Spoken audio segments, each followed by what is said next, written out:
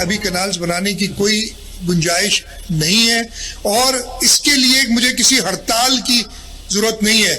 हम हुकूमत सिंध मुहाफिज है, आप हमारे सिंध के लोगों के जो उन्होंने हमें एक मैंडेट दिया है, हम उसके मुहाफिज हैं। सदर आसिफ अली ज़रदारी ऐं बिलावल भुट्टो ज़रदारी कैनालनि जा मुखालिफ़ आहिनि। सिंध हुकूमत दरिया जे मुहाफ़िज़ आहे, कंहिंखे बि दरिया मां कैनाल कटण न ॾींदी। वॾे वज़ीर सैयद मुराद अली शाह जूं सखर ऐं शिकारपुर खां पोइ कंधकोट में ॻाल्हियूं। वॾे वज़ीर सैयद मुराद अली शाह चयो त सिंध दुश्मन को बि मनसूबो क़बूल न कयो वेंदो, न ई वरी सिंध जे हक़नि ख़िलाफ़ को बि मनसूबो शुरू थियण ॾिनो वेंदो।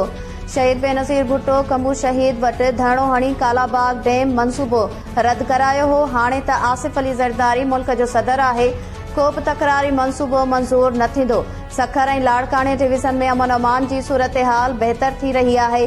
धाड़ेलनि ख़िलाफ़ गॾियल ऑपरेशन लाइ पंजाब ऐं बलूचिस्तान जे वॾनि वज़ीरनि सां गॾिजाणियूं कयूं वेंदियूं। वॾे वज़ीर कंदकोट घोटकी पुल जो दौरो बि कयो। सिंधु दरिया मथां पुल तामीर कंदड़ मुलाज़मनि खे तहफ़ुज़ फ़राहम करण जी हिदायत। फ़ौजी मिल्कियत ते हमिलो कयो वियो। ज़ाहिर आहे त सिक्योरिटी कंहिं फ़ौजीअ वटि हूंदी। जिथे फ़ौज जी शमूलियत हूंदी उते फ़ौजी अदालत शामिल थी वेंदी। जस्टिस हसन अज़हर रिज़वी जा फ़ौजी अदालतुनि में सिविलियंस जे ट्रायल ख़िलाफ़ अपीलुनि ते ॿुधणी दौरान रिमार्क्स। जस्टिस जमाल मंदोखेल चयो त जेकॾहिं फ़ौज में शामिल माण्हू आहिनि जे आर्टिकल 8(3) तहत अचनि था त खेनि आर्टिकल 10(a) बि हासिल नाहे, जंहिंजो मतिलबु आहे त ट्रायल किथे बि थी सघे थो। जस्टिस मुसरत हिलाली रिमार्क्स न आहिनि त जवाबदार जो स्टेटस न पर ॾोह ॾिसी ट्रायल थी सघे थो। जस्टिस नईम चयो त आर्मी चीफ जे मुदे में वाद वारो कानून मौजूदु न हो। सुप्रीम कोर्ट जी हिदायत ते आर्मी चीफ जी नौकरीअ वारे मुदे में वाद बाबति कानून साज़ी कई वई। जस्टिस अमीनुद्दीन चयो त हिकु नोटिफिकेशन लाइ सभु गॾिजी वेही रहिया हुआ, हीअ त असांजी हालत आहे।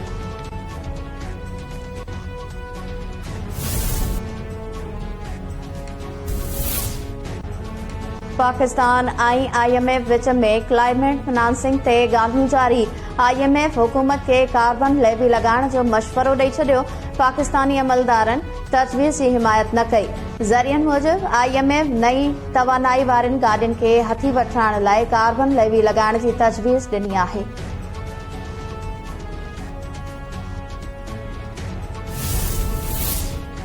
वॾे वज़ीर सैयद मुराद अली शाह सखर में बी सेक्शन थाणे जी नई इमारत जो इफ़्तिताह करे छॾियो। घरू वज़ीर ऐं IG सिंध वॾे वज़ीर खे ब्रीफिंग ॾिनी। मुराद अली शाह कम्यूनिटी पुलिसिंग खे हथी ॾियण जी हिदायत कंदे चयो आहे त हुकूमत सूबे में थाणनि खे जदीद बणाइण चाहे थी। मंशियात जे ख़ात्मे लाइ बि क़दम खणी रहिया आहियूं। सिंध जे वॾे वज़ीर सैयद मुराद अली शाह पारां अरोड़ यूनिवर्सिटी जो बि दौरो कयो। वॾे वज़ीर अरोड़ यूनिवर्सिटी में हॉस्टल्स ऐं ऑडिटोरियम सां पाकिस्तान लिटरेचरल फेस्टिवल जो बि इफ़्तिताह कयो। इस्लामाबाद जी अदालत ऑडियो लीक्स केस में KP जे वॾे वज़ीर अली अमीन कंडापुर जा ज़मानत न थियण जोगा गिरफ़्तारी वारंट्स बरक़रार रखी छॾिया। एडिशनल सेशन जज अब्दुल गफूर काकड़ जी अदालत में ऑडियो लीक्स केस जी ॿुधणी दौरान अली अमीन कंडापुर पेश न थियो। अदालत वारंट बरक़रार रखंदे ॿुधणी 6 मार्च ताईं मुलतवी करे छॾी। सिंधु दरिया ते 6 नवां कैनाल ठाहिण ख़िलाफ़ JUI जे सॾ ते सिंध जे मुख़्तलिफ़ शहरनि में मुज़ाहिरा।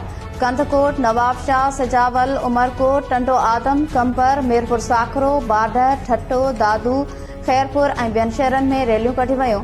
अॻवाननि चयो त सिंधु दरिया ते नवां कैनाल ठाहिण सिंध सुकाइण जी साज़िश आहे, मनसूबो रद्द कयो वञे। सिंध हाई कोर्ट मुस्तफ़ा आमिर क़त्ल केस जे जवाबदार अरमगाम जो रिमांड न ॾींदड़ ATC जज जा इंतिज़ामी अख़्तियार वापसि वठी छॾिया। जस्टिस ज़फ़र राजपूत जी सरबराहीअ में 2 रुकनी बेंच तफ़सीली फ़ैसिलो जारी करे छॾियो। वक़्ती प्रोसिक्यूटर ॿुधायो त अदालत रिकॉर्ड टेम्पेरिंग जे इल्ज़ामनि खां पोइ जज खां अख़्तियार वापसि वठण जी सिफ़ारिश कई आहे। कराची जी मक़ामी अदालत अदाकार साजिद हसन जे पुट साहिर हसन खां मंशियात हथ अचण वारे केस में जवाबदार जो जिस्मानी रिमांड ॾियण वारी इस्तदा रद्द करे छॾी। अदालत साहिर हसन खे जुडिशियल रिमांड ते जेल मोकिलण जो हुकुम जारी करे छॾियो। ईंदड़ ॿुधणीअ ते जांच ऑफिसर चालान तलब।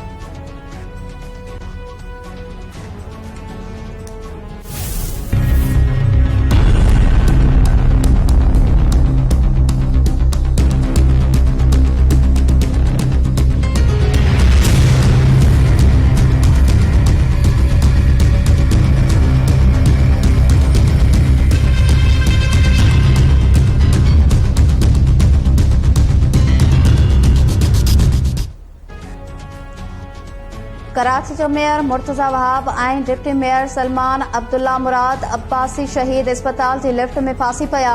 10 मिनटनि जी कोशिशुनि बाद मेयर मुर्तज़ा वहाब ऐं सलमान अब्दुल्ला मुराद खे लिफ्ट मां ॿाहिरि कढियो वियो। मुर्तज़ा वहाब अब्बासी शहीद अस्पताल जे हेमोफेलिया सोसाइटी ट्रीटमेंट जो इफ्तिताह करण लाइ आयो हो।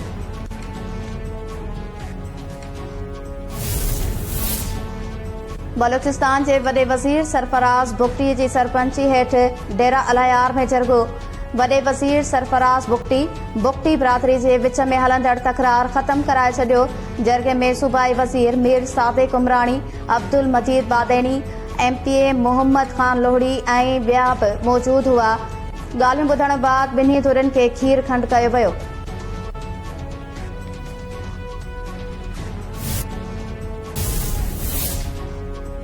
सखर जे IPA यूनिवर्सिटी में 2 ॾींहनि वारो अदबी मेलो शुरू। मेले जो इफ्तिताह वॾे वज़ीर सैयद मुराद अली शाह कयो।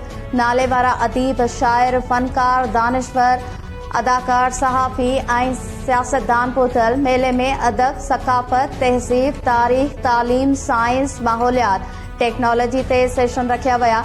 बदमनी, कारोकारी, मज़हबी इंतिहा पसंदी समेत 30 खां मथे मौज़ूअनि ते सेशन कराया पिया वञनि।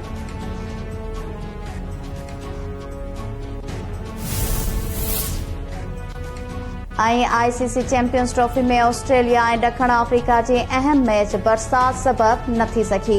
रावलपिंडी में तेज़ बरसात सबबि मैच टॉस खां सवाइ ख़त्म थी वई। हिकु पॉइंट मिलण बाद ॿिन्ही टीमुनि जूं 3 पॉइंट्स थी वयूं। ग्रुप A मां भारत ऐं न्यूज़ीलैंड जूं टीमूं पहिरियां ई सेमीफाइनल में पहुची चुकियूं।